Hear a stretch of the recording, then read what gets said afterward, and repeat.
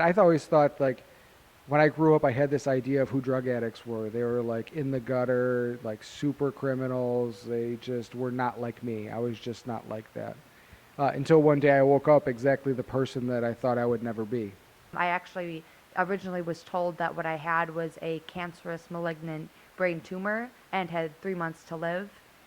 Um, So I found out I had breast cancer in, let's see, 2010, and it was right before Halloween.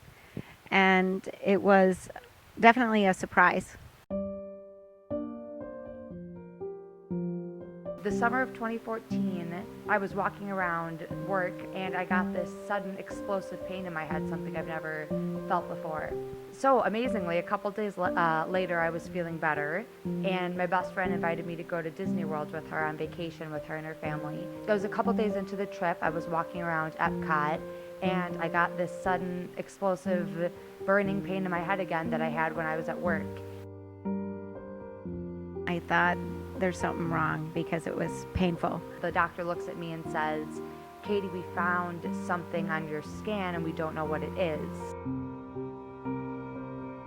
When I was in the Navy, I was in the medical field, so I had access to medications. I prescribed medications. I was always around medication.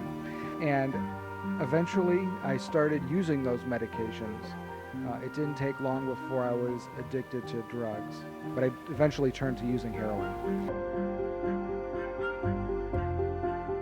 Then it was just life just kind of stopped. So at that moment, I was just in complete shock, and I just remember not really having anything to say. And it was just very confusing and stressful because I didn't understand what was happening to me or why this was happening, because I never imagined that it could be anything serious or life-threatening. I mean, I was 17 years old. No 17-year-old has a brain aneurysm, or no one that I knew of, and I had two. I think for the kids, it definitely changed their perspective too, especially because Brian had had cancer before too. And then with me, just kind of the fragility of life and how life can change so quickly. I committed armed robberies, I committed burglaries, I stole whatever I could find. If it was worth something, I took it in order to get drug money. Your bad choices always catch up with you in one form or another, and mine was getting arrested, getting convicted of armed robbery and multiple things, and going to prison for 6 years. For a number of months after that, I couldn't sleep. And so I was just trying to find things to occupy my mind, reading books, drawing, whatever. Well, I happened to come upon a book that was about God. And at the time, I was a complete atheist. I didn't want to hear anything about God. Okay, so what got me through this time? A couple of things. One, the community of family and friends that I had built around me. The second thing for me was, which is actually the more important one, but that was my faith.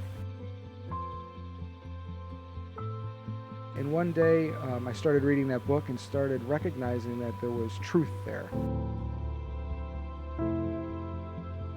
It wasn't just imaginary, something was real there. So I would say what's gotten me through this difficult period of my life would be my faith. I truly believe that that God was the one that changed my diagnosis. I really am, as weird as it sounds, so grateful for this thing that has happened to me, because I really am okay. I don't have any deficits, but it has strengthened my relationship with God so much, and my family, and we've gotten so much closer. And I discovered I want to be a nurse. So so many good things have come out of this. I believe that God just saved me. He just changed my life, and he changed the things that I had been struggling with. And so my faith is very, very important to my story about how I got clean and how I've overcome these things. I think it's important to note is I say that I overcome these things, but it really wasn't me who overcame them. It was God working in me. You know, it's just every day has gotten better, and we just realize every day is a gift. And I think my family has realized as well, you know, just to appreciate each other, and, you know, because you never know if you'll have tomorrow, if you'll have another moment.